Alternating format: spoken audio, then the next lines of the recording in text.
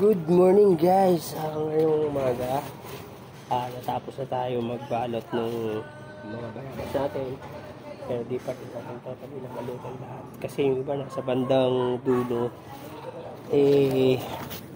hindi natin sila masyadong nabot. Kaya ngayon naman ay harvesting ko na yung minarkot natin dito na bayabas para i-transplant natin sa mga mineral na container.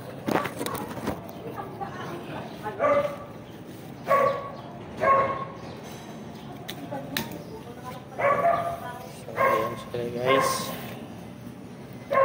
ito. So actually kaya sabi ko siya na ayan kasi ito ko nakikita nito na sa dulo na to. Ito, ayan, ugat na yan na nito mismo pinasangahan natin.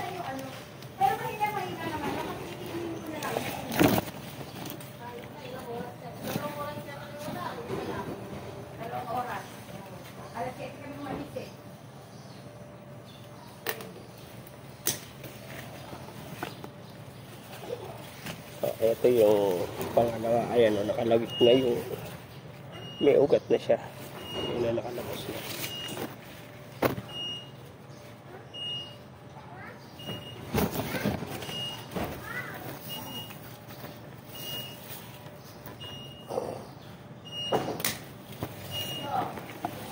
So ganun din, ayan, may lawit na po siya ng mga ugat. Ay, hindi ko napansin, pero sana hindi malaglag. Ayan, may bunga na siya guys. Hindi ko napansin na actually wala pa to no time na pinaugatan natin to. So siguro nung time na ayan na.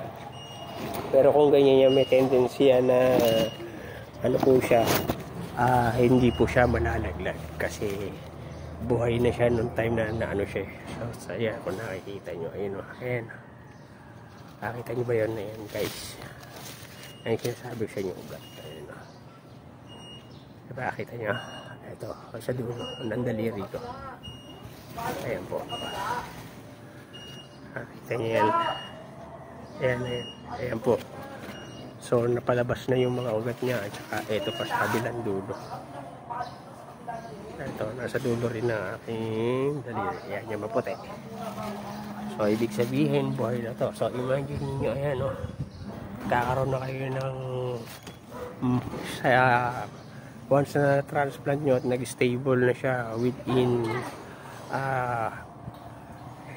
10 to 1 year, meron na kayong sarili nyo na pag-harvestan ng continuous na bayabas sa ganito lang kalaki. So imagine niyo, isa, tatlong dangkal lang ng kamay ko. So ibig sabihin ito, isang ruler at kalahati.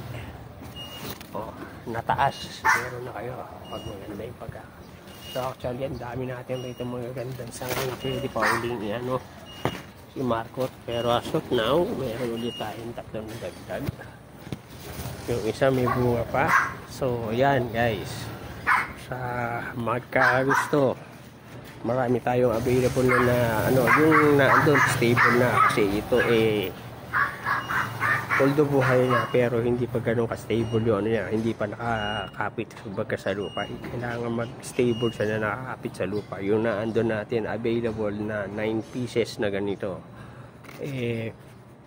sure na po yun na yung ano, buhay na. Maganda nun kung mas maita-transfer nyo sa medyo mas malaki, yung mga 15 liters above na ano, o yung ordinaryong balde ng tubig na yun, pwede na yun doon, kasya na yun doon. Medyo lakayan nyo lang yung ano ng mga butas sa ilalim para ano yung drainage nya.